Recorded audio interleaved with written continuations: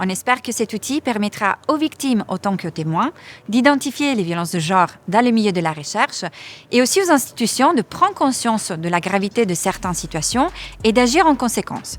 Il faut que les choses changent.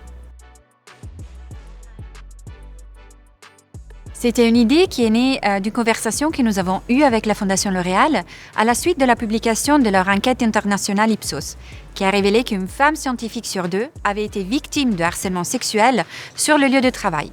Afin de lutter contre ces comportements intolérables, l'équipe GERIR de l'Université de Genève a souhaité soutenir les engagements de la Fondation en développant une adaptation du violentomètre pour le milieu de la recherche.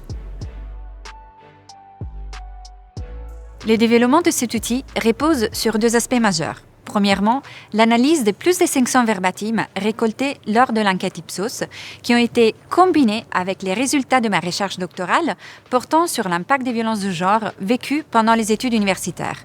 Ces analyses ont permis de faire émerger des catégories de violences spécifiques au milieu de la recherche, qui ont été par la suite classées selon leur degré de gravité. Le violentomètre, c'est une échelle de mesure. Les situations de violence ont été classées et chaque situation a été accompagnée d'un témoignage. En haut, sur la partie verte, nous avons des situations qui décrivent un cadre de travail bienveillant. Ce sont des green flags qui servent de référence aux usagers et usagères. Plus on descend vers le rouge, plus les situations deviennent problématiques. Il faut que les choses changent.